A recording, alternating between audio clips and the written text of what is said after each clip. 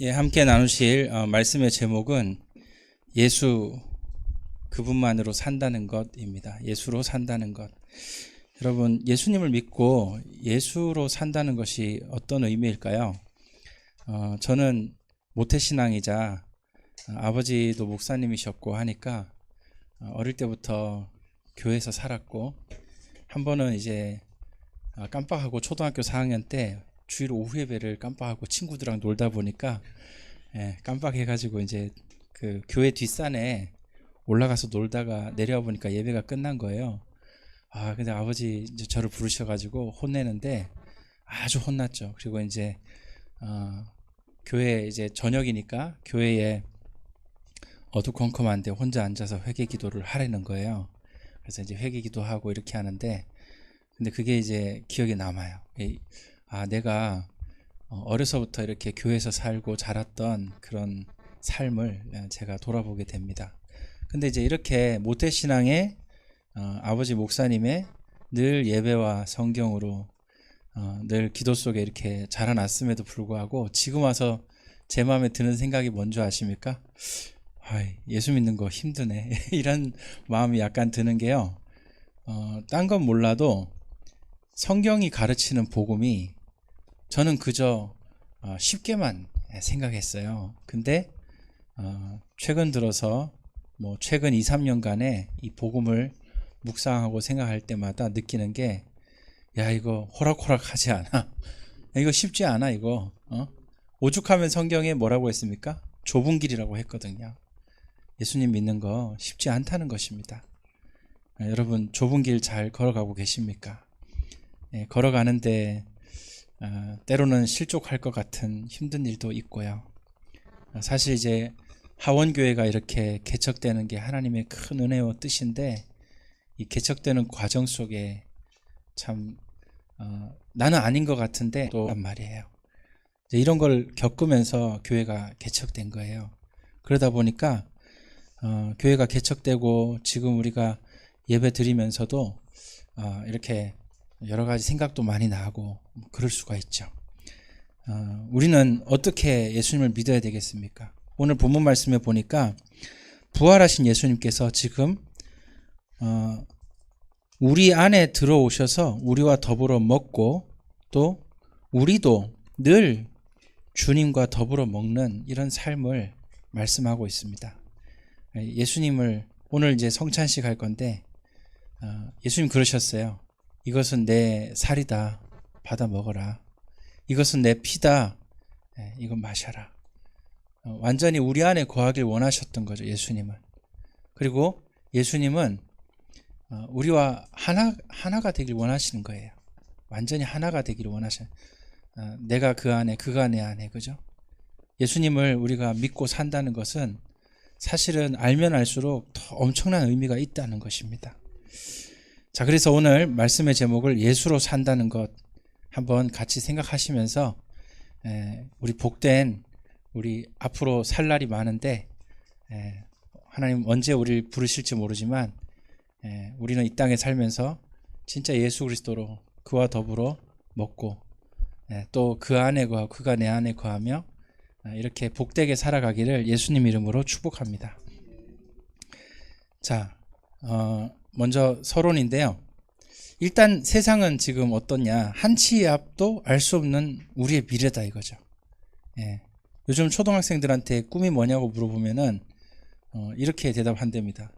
축구 선수가 꿈이긴 한데 안 될 것 같아요. 이렇게 얘기를 하고, 그래서 어느 직장에 그냥 취직해서 조기 축구나 나갈 것 같습니다. 이렇게 꿈을 발표한다는 거예요.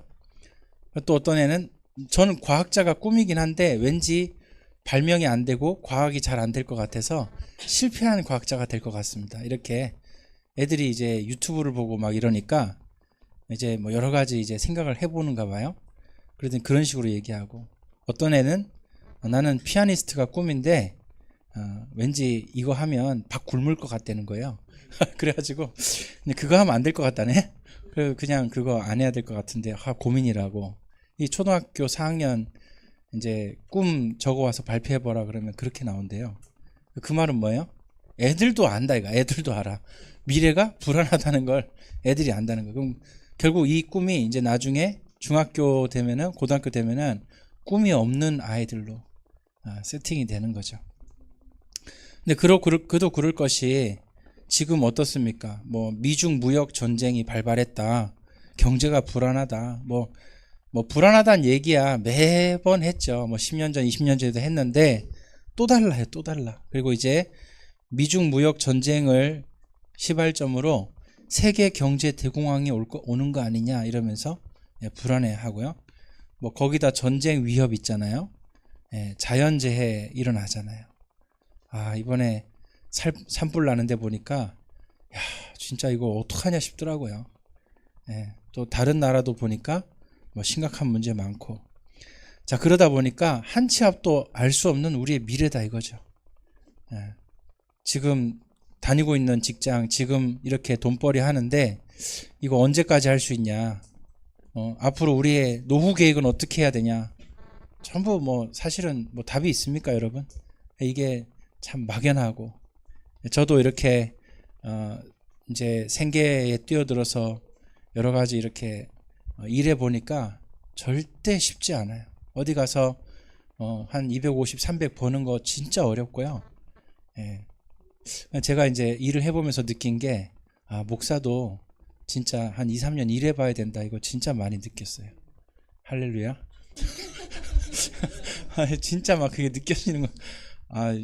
완전히 모태신앙에다가 어릴 때 꿈은 이제 교사로 선생이라는 꿈을 가지고 자라났는데 고3 때 하나님의 은혜로 중고등부 기도회 하는데 성경 가르치는 교사가 되고 싶은 거예요. 하나님이 감동하셨죠.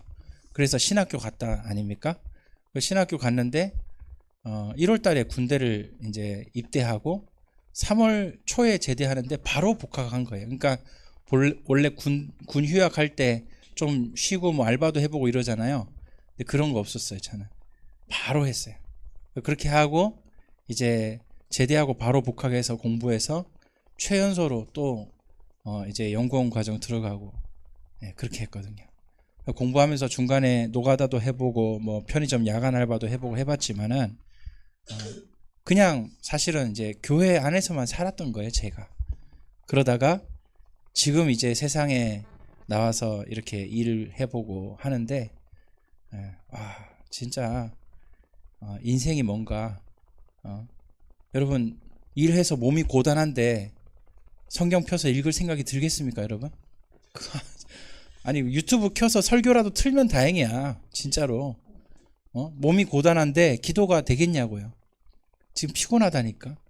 근데 그런 거를 제가 많이 느껴본 거죠. 그래서 야, 이거 진짜 우리는 하나님이 우리에게 단 한 번의 인생의 기회를 주셨는데 이거 그냥 살면 안 되겠다, 정신 바짝 차려야 되겠다, 이런 생각이 얼마나 들던지요.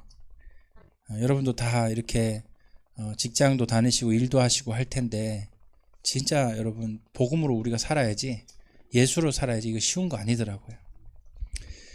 성경에는 이렇게 한 치 앞도 알 수 없는 미래에 대해서 이렇게 말씀합니다. 말세에는 고통하는 때가 이른다.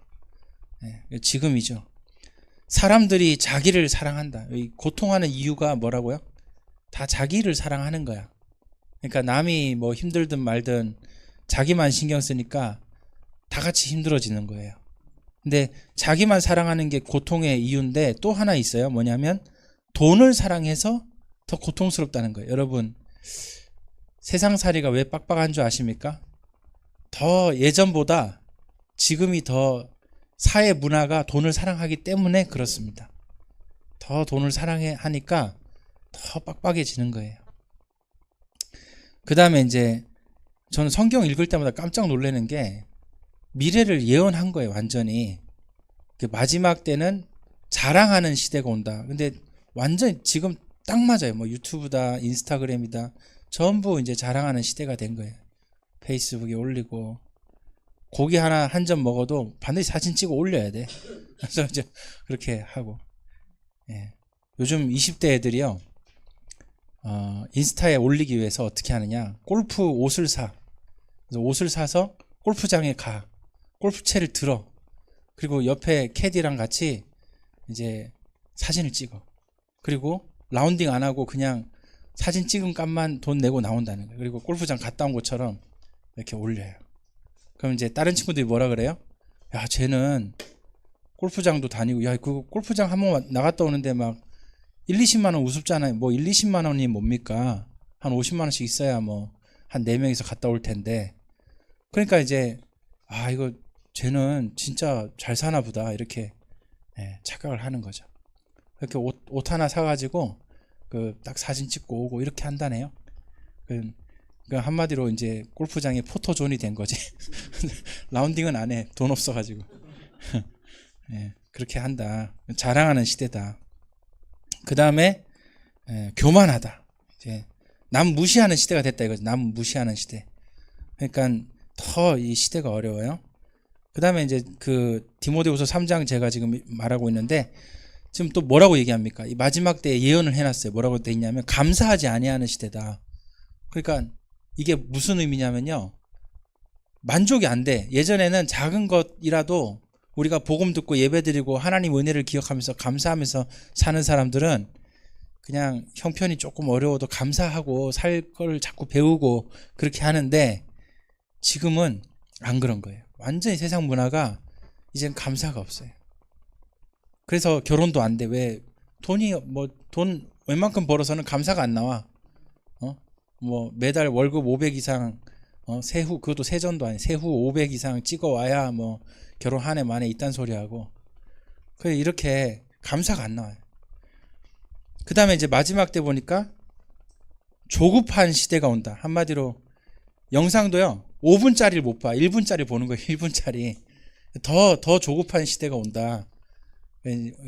그 영상을 봐도 이제 그렇게 되고 사람들이 축구 경기를 이제 예전만큼 잘 안 본다니. 왜냐? 전반 후반 2시간 걸려. 2시간 동안 축구 볼 힘이 없다는 거예요. 사람들이 젊은 애들이. 그래서 축구 룰을 바꾸잖아요. 그게 뭐 하여튼 더 다이나믹하게 축구할 수 있게 뭐 1시간 만에 어떻게 하든지 뭐 룰을 바꿔야 되는데 뭐 이런 얘기를 하는 걸 제가 그 축구 해설위원이랑 축구위원들 막 고민하는 얘기를 들어봤어요. 아, 시대가 2시간 축구 경기가 길어가지고 지루해서 보기 싫다 이런 시대구나. 더 조급해진다. 근데 여기 이제 디모데후서 3장에 마지막에 이런 얘기 써놨어요. 제가 이걸 묵상하고 깜짝 놀랐는데 마지막에는 거룩하지 아니하는 시대다. 그 말은 뭐예요? 예배 드리는 게 더 이상 메리트가 없는 거예요. 하나님이 원하시는 하원교회로 내가 살아가는 게 자꾸만 메리트가 없는 거예요. 아, 하나님 원하시고 정말 오늘 말씀 제목처럼 예수로 산다는 거나 그렇게 살고 싶은데 이런 거룩성이 이제 점점 없는 시대다. 그러니까 교회마다 더 어렵겠죠. 그러나 이런 가운데 하나님의 놀라우신 뜻과 계획이 있어서 여기 이렇게 귀한 교회가 설립이 된 거 아니겠습니까? 자, 이렇게 한 치 앞도 알 수 없는 이 미래에 놀라운 사실은 복음이라는 신비를 우리에게 주셨다는 거예요. 복음이란 뭐냐? 유치원생도 주님을 만나고 기뻐할 수 있는 게 복음이에요. 누구든지 주 예수를 믿으라. 그리하면 너와 내 집이 구원을 받으리라. 뭐 예수님 믿는데 무슨 조건이 뭐가 있습니까? 학력이 필요합니까? 무슨 혈연, 지연, 학연이 필요합니까? 그냥 믿으면 돼요. 누구나 믿을 수 쉬워요. 근데 이 쉬운 복음인데 놀라운 것은 평생을 성경 읽고 연구하고 강력하게 복음을 전했던 요한 웨슬레도 이 복음을 어려워했어요.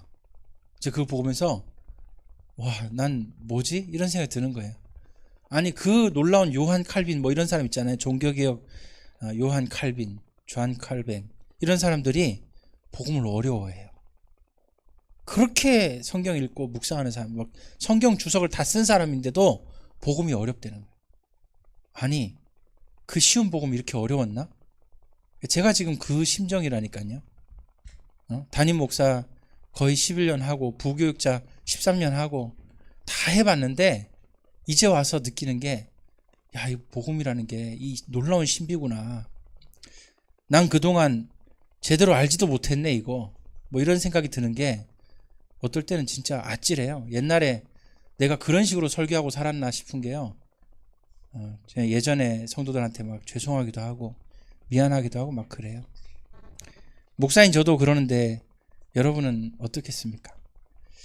이 복음이 너무 쉬운 거 맞는데 요한 웨슬레나 조한 칼뱅이나 이런 사람들은 복음이 이렇게 깊이 있는 줄 몰랐다는 거예요. 그래서 사도 바울도 뭐라고 합니까? 로마서 11장에 깊도다 하나님의 지혜와 지식의 풍성함이여. 복음을 가지고 이게 얼마나 깊은지 그 얘기를 한다는 거예요. 여러분, 구원이란 무엇입니까?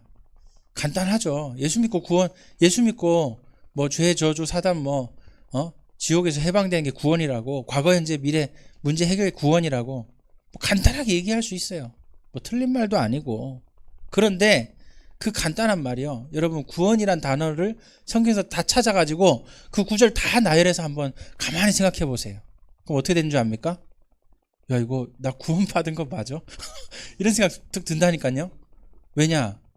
구원에 대해서만 생각해봐도, 아니 어떻게 구원받은 사람이 죄 가운데 살 수 있지부터 고민이 시작돼요. 어떻게 삶의 변화가 없지? 여러분, 구원받은 사람이 삶의 변화가 있을 수밖에 없습니까? 아니면 안 일어납니까? 변화가 오잖아요. 인생이 바뀌잖아요.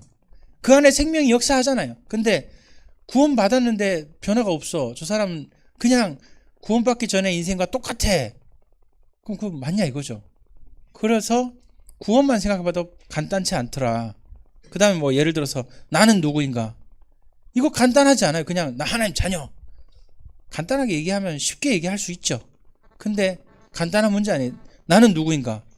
성령이 내 안에 내주하심과 동시에 죄의 본성이 내 안에 있어. 같이. 성령이 내 안에 계시는데 어떻게 죄의 본성이 내 안에 같이 있냐고요. 그러니까 로마서 7장에 사도 바울이 그랬잖아요. 나는 이 영으로 하나님을 기뻐하면서 동시에 나는 또한 이 육신을 따르는 마음이 내 속에 동시에 있다고. 얼마나 이게 고단한 삶입니까? 그러니까 이 나는 누구인가라는 이 질문에도요, 답이 간단하지 않은 거예요. 어디 그뿐인 줄 아십니까? 하나님의 나라, 뭐 우리 그렇게 많이 외쳐도 이게 뭔지 잘 모른다니까요. 마지막 때 예수님 재림하실 때 이루어지는 하나님 나라가 어떤지, 그 다음에 지금 우리 마음에 이루어진 하나님 나라 어떤지, 뭐 간단하지 않아요, 여러분. 이 하나님 나라가 얼마나 복잡한 얘기인지, 여러분, 그냥 우리 구원하실 것 같으면 예수님 그냥 십자가 위에 돌아가서 끝나면 돼요. 근데 그게 아니라 이 하나님의 나라라는 이 놀라운 구도가 성경 전체에 배어 있기 때문에 6,000년 역사를 하나님 이끌어 오시는 거예요. 그 나라를 이루기 위해서. 이게 보통 복잡한 문제가 아니에요. 저는요, 이것 때문에요, 지금 러시아가 어떻고 미국이 어떻고 국제 정세가 어떻고 세계 경제가 어떻고 이런 얘기도 의미 있다고 봅니다. 왜냐하면 이게 하나님이 이루어 가시는 나라의 그 절대 권력자들과 왕들의 어떤 그런 것들이 있거든요. 저는 요즘에 성경을 읽거나 뭐 이렇게 하면은 느끼는 게, 제가 좀 관심 있게 보는 게 뭐냐면, 지금 세계 흐름이 요한계시록을 향해 달려간다는, 여기에 제가 약간 매료돼 있어요. 그래서 아니 어떻게 세계 뭐 푸틴 맘대로 하고 시진핑 맘대로 하고 뭐 트럼프 뭐 자기 맘대로 하고 다 우리나라 뭐 그렇고 저기 뭐 일본의 이시다 총리도 뭐 어떻게 하고 다 그렇게 각자 자기 팔 흔들면서 막 뭐 하잖아요. 근데 희한하게 요한계시록에서 그려놓은 그림으로 이렇게 가요. 여기에 보일 때가 있어. 그때 제가 깜짝 놀래요. 아니 어떻게 성경대로 되어가지? 근데 이제 사람들 몰라. 그냥 사는 거야. 그렇게 권력자들 그냥 그렇게 하는 거야. 근데 그렇게 구도가 맞춰져 가요. 나중에는 이제 선명하게 나오겠죠. 그래서 제가 이런 걸 볼 때마다 진짜 복음은 신기한 거다, 이런 걸 많이 느낍니다. 자, 그래서 이런 놀라운 복음의 신비를 생각하면서 여러분, 오늘 예수로 산다는 것이 무엇일까 한번 같이 생각해 봅시다. 첫 번째입니다. 예수로 산다는 것은 하나님을 기뻐하고 즐거워하는 것입니다. 이거 절대 쉬운 얘기 아니에요. 여러분 삶에 진정한 예배가 있고 말씀을 기뻐하는 거예요. 말씀이 여러분의 인생을 지배하도록 여러분의 삶을 내어드리는 삶을 사는 겁니다. 이게 이제 굉장히 중요해요. 이 예배라는 게 굉장히 중요해요. 오늘 우리 어린 자녀들도 앉아서 예배 드리는데 저는 너무 기쁜 거예요. 이게 정말 중요하거든요. 어려서부터 예배 자리에 있는 우리 귀한 자녀들 하나님의 복이 임하길 예수님의 축복합니다. 예, 정말 잘했어요. 예, 100배 축복 받기 바랍니다. 하나님을 기뻐하고 즐거워하는 마음이 여러분 안에 있길 바랍니다. 예, 나 하나님이 즐거워. 나 하나님이 좋아. 나는 예수님 좋아. 나는 성경이 좋아. 나 기뻐. 이렇게 되셔야 돼요. 잘 몰라도 그렇게 하시고요. 자꾸만 성경을 알아가시고요. 그렇게 하시면 좋겠고요. 오늘 요한계시록, 오늘 제가 설교할 게 요한계시록 2장과 3장이에요. 부활하신 예수님이 요한계시록 2장 3장에 예를 들어서 2장 8절 보시면, 예, 요한계시록 2장 8절, 서머나 교회의 사자에게 편지하라. 이거 예수님이 직접 말씀하시는 거거든요. 편지하라. 처음이며 마지막이요 죽었다가 살아나신 이가 이르시되, 예수님이 이제 자기를 소개할 때 죽었다가 살아났다. 나는 이걸 소개를 한단 말이에요. 예수님이 자기에게 일어난 그 놀라운 부활 사건을 소개하면서 서머나 교회에 말씀하시는 거예요. 그러니까 요한계시록 지금 마지막 때잖아요. 맞죠? 마지막 때 교회를 향하여 말씀하실 때 뭘 말씀하신다고요? 부활 신앙을 같이 언급하면서 말씀을 주신다.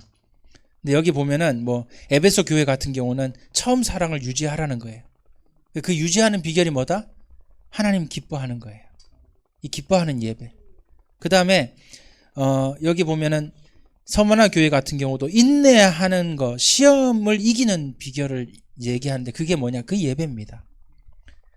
이렇게 우상에 빠지지 않는 비결, 이게 예배다 이거죠. 여러분, 하나님을 정말 기뻐하고 즐거워하는지 안 하는지 당장 1분 만에 알 수 있는 방법이 있습니다. 그게 뭐냐? 바로 여러분 핸드폰의 유튜브 알고리즘이 그걸 증명합니다. 유튜브를 딱 지금 어플 누르잖아요? 그러면 이때까지 본 거에 대한 데이터베이스로 지금 알고리즘 딱 떠 있겠죠? 거기에 찬양, 말씀, 하온교회 영상, 요런 거 안 떠 있는 사람 회개하시기 바랍니다. 알고리즘이 증명한다니까, 여러분. 지금 알고리즘이 다 말을 하고 있어요, 여러분. 나는 앞만 봐도 다 없던데, 이렇게 조금 곤란해요. 저는 이제 살면서 이제 유튜브로 이것저것 저도 많이 보잖아요. 심지어 프리미엄입니다. 근데 이제 보는데 광고 안 떠요. 근데 이제 보는데 손흥민 축구 하이라이트 보고 그 다음에 세계 국제 정세 이런 거 강의하는 거 듣고 그리고 웃긴 거도 가끔 보고 이렇게 한단 말이에요. 그 다음에 쇼츠도 넘겨보고 하잖아요. 보면은 이거저거 뜨니까 보고 이렇게 한단 말이에요. 근데 기승전결, 결론은 뭐냐? 또 말씀 틀고 있어. 결론은 찬양 틀고 있어. 그래서 저는 이제 이상하게 그렇게 되더라고요. 유튜브 볼 게 없잖아요. 이게 여러분 가끔 보다 보면요, 볼 게 없어요. 여러분 유튜브에도 재미가 없어. 근데 결론은 말씀 틀고 보고 은혜 받고 이렇게 하는 거죠. 여러분, 하나님을 기뻐하고 즐거워하는 삶을 내가 살고 있는가? 유튜브 알고리즘을 점검하세요. 내가 정말 나 하나님 기뻐하는 거 맞아? 나 진짜 예배자로 사는 거 맞나? 그러면 여러분 인생을 점검해 보시라니까요. 두 번째입니다. 예수로 산다는 거. 예수님이 여러분과 더불어 먹고 여러분이 예수님과 더불어 먹는 삶을 산다는 건 무엇이냐? 두 번째입니다. 이 1번과 2번이 세트인데요. 죄를 미워하는 것입니다. 완전히 죄를 끊어낼 수가 없죠. 왜? 우리 안에 죄악된 본성이 있으니까. 그러나 죄를 미워하는 경향을 가지는 것, 이거 굉장히 중요합니다. 한 번만 저를 따라해 보시겠습니다. 죄를 미워하는 경향을 가지는 것, 이것이 중요하다. 여러분 안에 어떤 경향이 있어야 된다고요? 죄를 이게 동의어예요. 하나님을 기뻐하고 즐거워하는 것과 죄를 미워하는 것이 거의 이제 바라보는 면이 달라서 그렇지 같은 거예요. 같이 가야 돼. 근데 이걸 만약 2번을 빼잖아요. 2번을 빼면은 사실상 1번이 안 돼. 하나님 기뻐하는 게 안 돼. 네, 이해되십니까, 여러분?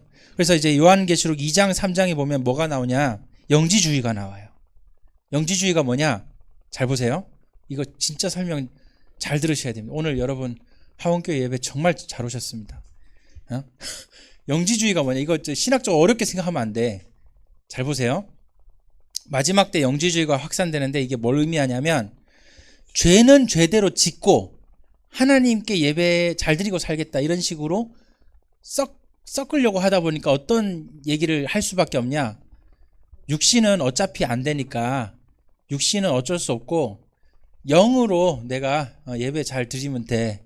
그래서 영과 육을 분리해서 생각하기 시작하는 거예요. 그게 이제 영지주의다 이 말이죠. 그러니까 죄도 죄대로 짓고 사는 거 어쩔 수 없다 이걸 하고 죄를 허용하는 거예요. 그러면 이런 영지주의가 나옵니다. 그러니까 영지주의가 복잡한 어려운 신학적인 무슨 배경이 아니에요. 죄를 허용하기 시작하면서부터 이단 사상 들어온다 이 말이에요. 이해됩니까? 예, 이단 사상 어떻게 들어온다고 처음에? 죄 허용하는 것부터 죄. 뭐 죄 지었는데 뭐 어떡하겠어 그냥.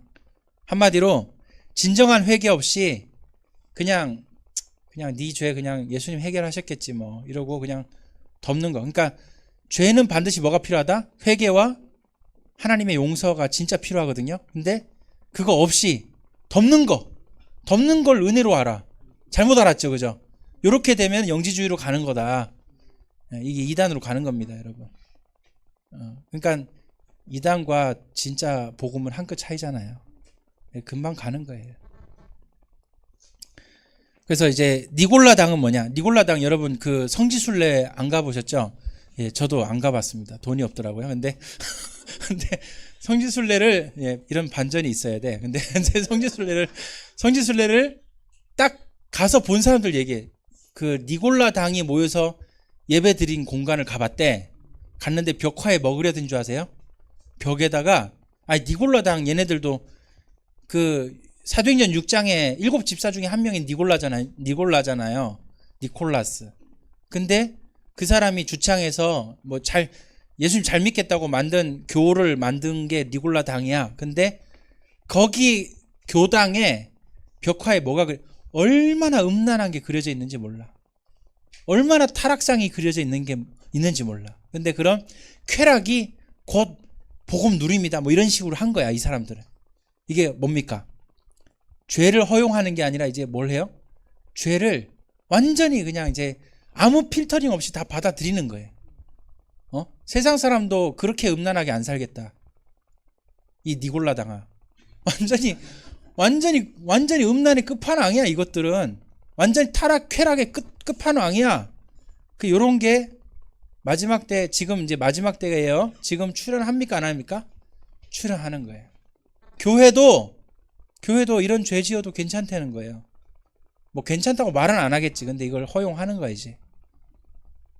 이런 니골라당의 출현이 지금 일어나고 있는 걸 제가 봅니다. 그러면 깜짝 놀래, 저는. 아니, 요한계시록에 이런 거, 예수님이 직접 교회에다가 얘기했는데, 야, 요즘 시대 니골라당이 어딨고, 요즘 시대 뭐 이런 게 어딨지? 근데 아니야. 나오고 있어, 지금. 저는 진짜 놀랄 놀자예요. 그 다음에 세 번째입니다. 여기, 버가모 교회 얘기 보니까 발람의 교훈을 지키는 자들이 있는데, 요한계시록 2장 14절, 여기 이제 이것이 너희들에게 걸림돌이 되고 우상의 제물을 먹게 된다, 행음하게 된다. 이 발람 선지자가 뭐예요? 돈 받고 가짜 선지자 노릇하는 거잖아요. 목사가 돈 때문에 복음을 왜곡하기 시작하고 이런 게 발람 선지자 여러분. 목사가 다른 거, 뭐 자기 부귀 영화, 뭐 자기 명예를 위해서 복음을 왜곡하는 거야. 그게 발람 선지자입니다. 이런 경우가 뭐 얼마나 뭐 말을 다 할 수가 없어. 너무 많아가지고. 그 다음에 여기 이제 두아디라 교회에 보니까 이제 이세벨 요한계시록 2장 20절 보니까 자칭 선지자라 하는 여자가 나온다네. 이세벨을 너희들이 용납을 했다. 그가 너희들을 꿰어서 행음하게 하고 우상의 제물을 먹게 했다. 이런 이제 마지막 때 그러니까 비슷한 종류의 니골라당, 발람 선지자, 이세벨, 뭐 영지주의자 이런 것들이 마지막 때 나온다. 결론 한마디로 정리하면 죄를 받아들이는 교회가 나온다. 교회 안에서 이제 편한 게 편한 거라고 죄 짓고 살아도 그냥 괜찮다고 이렇게 하는 교회들이 많이 나온다 이거죠. 그래서 이제 요한계시록에 이 2장 3절에 교회들을 향하여 예수님이 말씀하십니다. 뭐라고 합니까? 회개하라, 회개하라, 회개하라.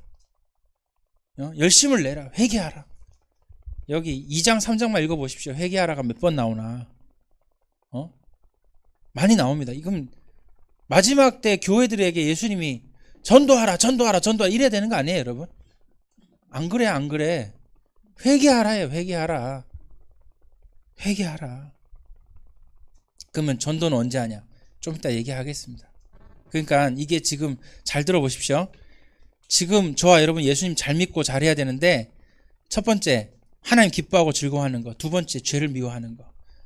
그 죄를 완벽하게 안 짓고 살 수는 없는 거예요. 그러나 미워하는 경향을 항상 가지고 있어야 돼. 아시겠죠? 그래서 이 두 가지가 세트다. 그럼 이제 세 번째입니다. 세 번째, 예수로 산다는 거. 예수님 더불어 먹고 예수님 내 안에, 내가 예수님 안에 거하며 산다는 것은 뭐냐? 세 번째, 내 몸에 예수의 흔적을 새기는 겁니다. 요게 진짜 중요해요. 여러분이 이제 마지막에 주님 재림하시면 주님 만나는데 예수님이 여러분 보고 이렇게 하는 거야.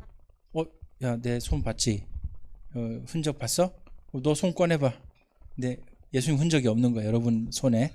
그러면 여러분이 당황이 되죠. 나 왜 없지? 근데 여러분 예수님 믿으면 구원 받잖아요. 근데 마태복음 7장 보니까 뭐라고 됐냐면, 그 예수님이 뭐라고 하시냐면, 내가 너를 알지 못한다 이런 얘기를 하셔요. 그러니까 우리가 믿는 게 중요한 게 아니라 예수님이 날 알아보냐가 중요한 게 되는 거야.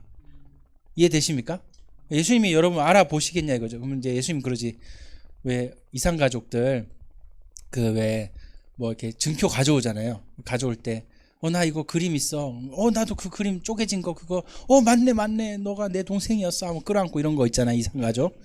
근데 예수님이 이제 증표 그림, 쪼개진 그림 꺼내는 거야. 근데 여러분이 증표가 없어. 왔는데 꺼낼 게 없는 거야. 그럼 어떻게 됩니까? 너 아닌 것 같은데? 나도 모르는데? 이렇게 됩니까? 그러면 이게 보통 문제냐 이거죠. 이게 마지막 때 주님 앞에 다 설 건데 어떡하시려고.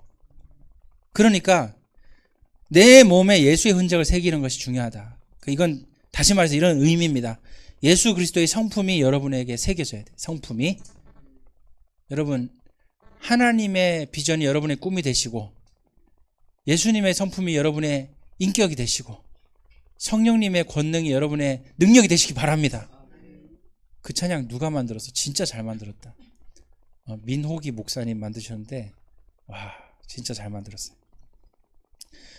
그 예수님의 성품이 여러분의 인격이 돼야 돼. 그 다음에 중요합니다. 예수님의 고난이 여러분의 삶에 새겨져야 돼. 여러분도 예수님을 믿는 것 때문에 기꺼이 희생도 하고, 가정을 위해 희생하고, 교회를 위해 봉사도 하고, 이렇게 사는 거예요. 인생 호락호락하지 않잖아요. 성경에 그 어디에도 출애굽하면은 바로 가나안 땅이야 없어. 출애굽하면 광야 40년이지 인생 호락호락하지 않아요, 여러분. 그 고난을 내 몸에 새긴다, 이런 마음으로 사세요. 어떤 분은 건강이 좋지 않아서 맨날 골골골 하시더라고. 그래도 감사하십시오. 뭐 예수님의 고난이 더 했을 텐데, 더 했으면 더 했지. 내가 이런 가운데지만 인내하고 소망 가지고 내가 살겠다. 병상에 누워있는 분들 힘내셔야 되고요. 자, 거룩이란 뭐냐? 거룩이란 바로 여러분의 몸에 예수의 흔적을 새기는 것이 거룩입니다. 거룩이란 하나님을 기뻐하고 즐거워하는 것이 거룩이고, 죄를 미워하는 게 거룩이에요. 여러분 몸에 예수의 흔적을 새기는 것이 거룩이다. 여러분 아멘입니까? 예. 그럼 이제 네 번째입니다. 자, 그러면 예수 그분만으로 산다는 것이 무엇일까? 네 번째, 자기를 부인하고 자기 십자가를 지는 것이에요. 자기 십자가를 진다는 게 뭐냐? 5가지 사명을 얘기할 수 있어요. 예배가 사명입니다. 여러분, 예배는 정말 은혜요 누림인 것도 맞지만 사명이에요. 이것도 여러분 힘써서 해야 돼요. 아브라함이 갈대아 우르 떠나서 세겜 땅에 도착해서 제일 먼저 뭐 했습니까? 제단 쌓잖아요, 여러분. 이삭이 무슨 체험했습니까? 숫양이 자기 대신해서 죽는 것 체험, 그 제단 체험을 한 거예요. 예배 체험. 예배는 사명이에요, 사명. 기를 쓰고 해야 돼. 여러분, 진짜 이 사명 가지고 예배를 복되게 들으시기 바랍니다. 자, 그 다음에 전도 선교가 사명이죠. 네, 전도 선교가 여러분 삶에 이제 쫙 나오는 거예요. 그 다음에 교육이, 후대를 가르치는 것이 사명이에요. 그 다음에 여러분, 우리 자칫 간과할 수 있는데 구제와 봉사가 사명입니다. 이거 성경에 그렇게 나와 있어요. 선을 행하고 고난받는 것이 하나님 뜻이니라. 여러분, 나그네와 고아와 과부에게 선을 베푸십시오. 또 주변에 어려운 사람이 있으면은 선을 베푸십시오. 저는 이제 일할 때 먹으라고 아내가 바나나를 싸줬단 말이에요. 바나나 2개 싸줘. 그럼 일하면서 바나나 1개 이렇게 나눠줘. 예. 먹으라고. 아, 고생한다고. 저도 하나 먹고 이제 그렇게 한단 말이에요. 그 외에 뭐 이렇게 사탕도 있으면 주고, 여튼 이렇게 선을 자꾸 베푸세요. 그 다음에 이제 친교와 교제하는 것이 역시 사명입니다. 여러분, 성도 간에 서로 선한 말로 서로 사랑하며 격려하고 대화하는 것이 중요합니다. 여러분, 말 한마디가 살리잖아요. 그래서 이런 친교와 교제를 이루기 위해서 우리 예배 마친 뒤에 서로 식탁에 교제도 하고 이러는 거잖아요. 이 친교와 교제가 사실은 예배의 또 한 형태거든요. 오늘도 예배 시간에 성찬을 하는데 이 먹는 행위가, 먹고 마시는 행위가 예배라는 거예요. 그래서 예수님이 먹고 마시는 이 행위를 통해서 나를 기념하라 이렇게 가르친 거예요. 이게 예배 마치고 점심에 식탁에 교제를 하는 것이 예배의 한 부분입니다. 굉장히 중요해요. 여러분, 식사 봉사를 하시는 분들 진짜 귀한 일, 귀한 헌신하신 거고요. 또 우리가 함께 식탁에 교제하면서 더 은혜 가운데 들어가길 원합니다. 그럼 만약에 자기 십자가를 지지 않는다면 어떻게 될까? 아까 얘기했잖아요. 예수님이 내가 너 모른다고.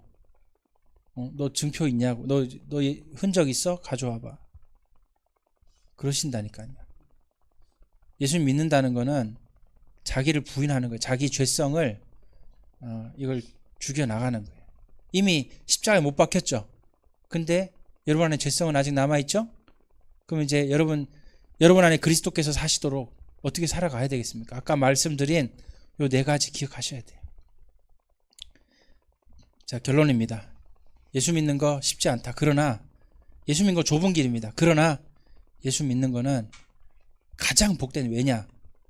왜 가장 복된 일이 예수 믿는 거냐? 여러분 인생에 예수 그리스도께서 인격적으로 여러분 찾아오셔서 여러분 안에 거하시고 여러분 인생을 이제 함께 하실 때 여러분 어떤 인생이 됩니까? 죄의 본성을 따라 사는 인생하고 예수 그리스도와 함께 걸어가는 인생하고 어떻게 다르겠냐 이 말이에요. 아무리 좁은 길이고 아무리 뭐 어쩐다 힘든다 할지라도 예수 그리스도 믿고 그 안에 생명이 있는 것은 그것은 부활 생명이고 그것은 정말로 내 인생을 완전히 살리는 비밀인 줄 믿습니다. 깊도다 하나님의 크고 놀라우신 이 보화, 이 비밀 있잖아요. 비밀. 하나님의 지혜와 지식의 이 풍성함 있잖아요. 여러분, 이것이 복음입니다. 그러므로 저와 여러분들이 오늘 부활 주일날 부활이요 생명이신 예수 그리스도 감사하고 또 함께 성찬하고 그리고 더 기쁨으로 더 예수로 살아가는 저와 여러분 되시기를 예수님 이름으로 축복합니다. 하나님 감사합니다. 오늘 주신 말씀 언약으로 붙잡고 이제 함께 주의 성찬에 참여하고자 합니다. 주님, 우리 평생을 두고 우리 인격을 두고 우리 인생을 걸고 이 성찬에 참여하며 이제는 예수 그리스도와 더불어 먹고 더불어 마시며 살아갈 수 있게, 예수로 살아갈 수 있게 이 시간 은혜 베풀어 주시옵소서. 감사드리며 예수님 이름으로 기도합니다.